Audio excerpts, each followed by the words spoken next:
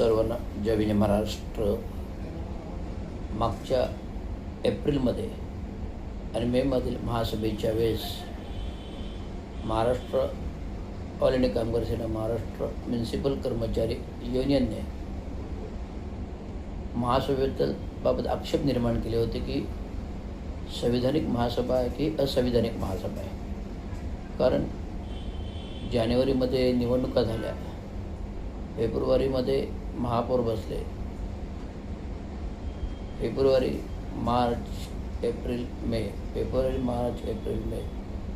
महासभा गठीत होऊन 4 महिने झाले. महापौर प्रस्थापित झाले, उपमहापौर प्रस्थापित झाले, गटनेता सभागृह नेता प्रस्थापित झाले, विरोधी पक्षनेतेपदी गटनेतेपदी त्या पक्षाचे प्रस्थापित झाले.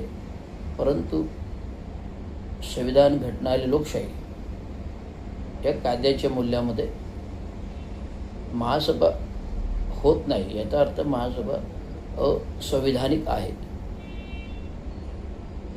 माननीय नगरविकास मंत्री तथा उपमुख्यमंत्री तथा नगरविकास मंत्री यांच्या स्वतःच्या स्वाक्षराने GR आहेत. स्वीकृत सदस्य कधी गठीत करणार, स्वीकृत सदस्य कधी निवड करणार आणि स्टँडिंग कमिटी कधी गठीत करणार.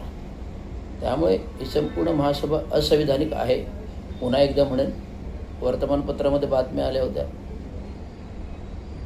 सार्वभौम महासभेला सर्व अधिकार, सर्वच गोष्टी ते देता येत नाही. संविधानिक गोष्टीच्या घटनेच्या तरतुदी, संविधानिक घटनेच्या तरतुदीमध्ये लोकशाहीमध्ये महापौर उपमहापौर जशी असतात, महासभा जशी असते, तसं स्थायी समिती हा भाग दिलेला आहे. त्याच्यामध्ये महानगरपालिकेच्या आर्थिक घडामोडी याचं विश्लेषण होतं, ठराव होतात, मंजुऱ्या होतात आणि महासभेच्या स्तरावरती एवढ्या मोठ्या 131 पातळीच्या नगरसेवकांनी प्रत्येक प्रस्तावाची चर्चा होऊ शकत नाही. त्याच्यामुळे प्रत्येक प्रस्तावाची चर्चा होऊ शकत नाही. आता मागच्या महासभेमध्ये, त्याच्या मागच्या महासभेमध्ये जे 300, 250 असे काही प्रस्ताव आले, मंजूर. त्यामुळे प्रत्येक प्रस्तावाचं चर्चा होणे आवश्यकता आहे. कारण टॅक्सपेअर नागरिक आहेत, त्यांचे महत्त्वाचे मुद्दे आहेत. त्यामुळे हे मुद्दे नगरसेवकच महासभेत उचलतात. त्याच्यामुळे प्रत्येक प्रस्तावाची चर्चा झाली पाहिजे. त्यामुळे ही संपूर्ण अधिकार महासभेला प्राप्त होऊ शकत नाही. केले तर अशा प्रकारचं होतं, सगळे प्रस्ताव मंजूर. म्हणून स्थायी समिती गठीत व्हायला पाहिजे.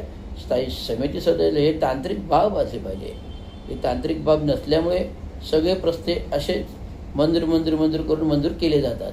त्यामुळे विषय चर्चेत होत नाही. जर स्थायी समिती झाली तर स्थायी समिती लेवलला हे प्रस्ताव चर्चा होते. त्यामुळे मी पुन्हा एकदा उद्या महासभेच्या निषेध म्हणून महानगरपालिकेच्या गेटसमोर बसणार आहे. फ्लेक्स लावून निषेध म्हणून बसणार आहे आणि काळी रिबीन लावून. त्यामुळे मित्रपक्षांना सांगतो, काळी रिबीन लावा, निषेध नोंदवा. विरोधी पक्षांना सांगतो, काळी रिबीन लावा, निषेध नोंदवा. असे घटनाबाह्य जर महासभा चालत असेल तर त्याचा निषेध आहे. हा संविधानाचा अपमान आहे, घटनेचा अपमान आहे, लोकशाहीचा अपमान आहे. जसं विधानसभेमध्ये विरोधी पक्ष नेता नाही, संसद अधिवेशन, विधानसभा, विधान परिषदेचे अधिवेशन हे संविधान आणि घटनेवरती चालतात.